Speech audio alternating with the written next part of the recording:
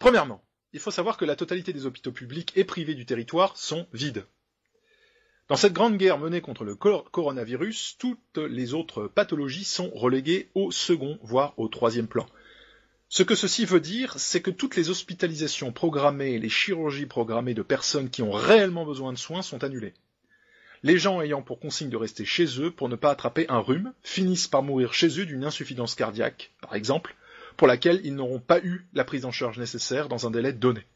Car il faut savoir que cette panique généralisée ayant poussé au confinement dans le but d'enrayer la propagation d'un virus qui est déjà là, fait que la totalité des médecins libéraux, aussi bien généralistes que spécialistes, ferment leurs cabinets. Les patients ne voient donc plus de médecins, et personne ne peut donc évaluer une éventuelle dégradation de leur pathologie chronique, et ainsi les orienter vers un service hospitalier. Cela fait donc plus de 2 semaines en France, occupé, que la quasi-totalité des médecins et chirurgiens sont au chômage technique. Actuellement, aucun de nous ne comprend ce qu'il se passe. Nous nous demandons tous, où sont passés ces patients qui remplissent nos services toute l'année ? Les patients, ressentant des symptômes inhabituels, ont donc pour consigne de d'abord appeler le 15 afin qu'on leur dise quoi faire, rester chez vous ou bien aller aux urgences. Voici un exemple pour vous montrer l'absurdité de cette consigne. Un patient ressentant une légère douleur thoracique en base droite avec une légère toux et un peu de fièvre, le centre 15 lui dira que ce sont des signes fréquents de l'infection Covid-19 et qu'il doit rester chez lui, ça passera dans quelques jours. Pas de chance, c'est en fait une embolie pulmonaire et le patient peut se retrouver en état de choc hypovolémique à tout moment, en plus de nécroser ses poumons. On ne fait pas de diagnostic par téléphone, sauf en cette période, visiblement. Parlons maintenant des seuls services hospitaliers qui continuent de tourner à plein régime, les urgences et les unités Covid. Les urgences servent à filtrer les patients les plus suspects d'infection Covid ou bien les patients qui peuvent avoir de vraies urgences vitales que l'on doit prendre en charge très rapidement, comme à leur habitude.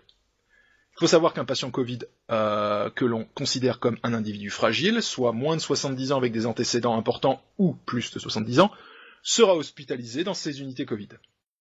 J'ai été réquisitionné il y a un moment pour travailler dans une de ces unités. À quoi ressemble-t-elle ? Les services hospitaliers, totalement vides, dont je vous ai parlé, sont réquisitionnés pour y entreposer des patients Covid. Avant d'être transférés des urgences vers ces unités, ces patients sont étiquetés. Soit ils ont moins de 70 ans et on les étiquette comme réanimables, s'ils se dégradent, nous ferons tout ce qu'on peut pour essayer de les sauver, soit ils ont plus de 70 ans et on les étiquette LATA, qui veut dire limitation et arrêt des thérapeutiques actives. Je vais tenter d'expliquer brièvement ce que l'on fait pour un patient réanimable et ce que l'on fait pour un patient en LATA dans ce genre de situation. Je rappelle que le tableau clinique d'une infection sévère au coronavirus correspond à une pneumonie, une infection des poumons qui s'attaque aux alvéoles pulmonaires. La phase terminale de ce type d'infection correspond en général à ce qu'on appelle un choc septique à point de départ pulmonaire. Le germe initialement présent dans les poumons et les voies respiratoires passe dans le sang et s'attaque à tous les organes vitaux, le cœur, le cerveau, le foie, les reins. Tout ceci entraîne un coma qui gêne davantage la respiration, une hypotension artérielle car le cœur ne peut plus fonctionner correctement, une augmentation de la toxicité dans l'organisme, soit à cause des médicaments, soit à cause des déchets produits par notre corps en permanence, car le foie et les reins ne fonctionnent plus. Un patient réanimable dans notre service, il arrive avec de l'oxygène pur aux lunettes ou au masque pour l'aider à respirer. Nous adaptons le débit d'oxygène en fonction de ses besoins, estimés par la saturation en oxygène, et dans la majorité des cas, nous ne touchons absolument pas à son traitement. Nous rajoutons des antibiotiques en comprimés dans certains cas, et ne sont pas du tout prescrits de manière systématique. Les médicaments qu'il prend à la maison, nous les lui donnons, et nous ne faisons rien d'autre. Ces services que l'on nous présente comme des zones de guerre, totalement débordées, sont en fait des unités de surveillance où nous ne faisons presque rien. Je n'ai jamais eu de journée aussi tranquille que depuis le début de cette crise. Si un de ces patients se met à décompenser, à passer dans un état de déstress respiratoire aigu avec une hypotension artérielle, un pseudo-coma, etc., le protocole nous dit de l'intuber, de perfuser ce patient avec 2 ou 3 litres de solution salée pour 3 heures pour faire monter la pression artérielle et ainsi irriguer les organes vitaux. De balancer des antibiotiques en intraveineuse, de balancer de la noradrénaline en intraveineuse si le remplissage par la solution salée n'a pas fonctionné comme prévu. Tout ceci afin de stabiliser les fonctions vitales pour laisser le temps aux antibiotiques de faire leur travail. Je suis passé plusieurs fois dans des services d'urgence et de réanimation, je sais donc que l'âge n'est pas toujours le facteur déterminant quand nous décidons de réanimer un patient ou non. J'ai déjà vu des tentatives de réanimation chez des patients de 80 ans passés, car il y a une maxime que nous aimons répéter pour nous donner bonne conscience: nous avons une obligation de moyens, mais pas de résultat. Ce qui veut dire que n'importe quel patient qui arrive entre nos mains, nous devons de faire tout notre possible pour le sauver, même s'il s'avère que c'est mal parti dès le début. Parlons maintenant des patients LATA en unité Covid. Ceux-là ont donc souvent plus de 70 ans. Comme les jeunes, ils arrivent dans nos services avec de l'oxygène sous le nez, le plus souvent avec un débit de 2 à 3 litres minute. Si jamais ces vieux patients commencent à nécessiter un débit plus important d'oxygène, de 6 à 7 litres minute, ce qui peut être expliqué par le fait que ces vieillards traînent leur pneumonie depuis environ 7 jours le plus souvent, vu qu'on leur a ordonné de rester chez eux, on considère qu'ils ne survivront pas à leur infection. 6 ou 7 litres minute d'oxygène, c'est la limite entre la vie et la mort dans ces unités. Une fois ce stade atteint, l'étiquette LATA entre en jeu.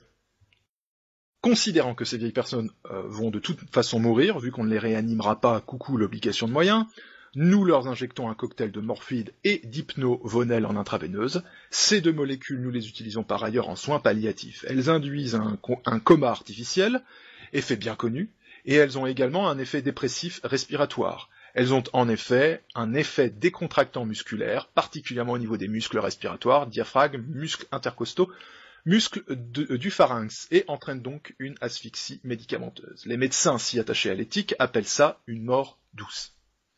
Dans ces unités, nous tuons donc artificiellement des patients que l'on condamne dès leur sortie des urgences. À aucun moment nous ne cherchons à faire de la médecine avec eux. Ces décès sont ensuite comptabilisés comme victimes du coronavirus, alors qu'ils sont en fait les victimes des médecins français. Parce qu'on ne les soigne pas, hein, c'est ça qu'il dit. Les familles de ces victimes ne peuvent même pas se rendre compte de quoi que ce soit. Avec ce confinement, les jeunes patients n'ont droit à aucune visite. Les patients en fin de vie, ceux qui ont bénéficié du cocktail LATA, ont droit à une seule visite par jour. Les proches doivent donc se mettre d'accord pour décider de qui ira voir le futur mort. Et ce visiteur n'aura pas le droit de visiter à nouveau dans la semaine en cours. Ils n'ont donc aucun moyen d'apprécier l'évolution clinique de leurs proches, car nous tenons rarement plus d'une semaine sous morphine et hypnovel. Nos politiques sont donc en train d'orchestrer des décès à la pelle dans les hôpitaux et utilisent ces morts pour créer une psychose générale dans un but que je n'arrive pas encore à visualiser.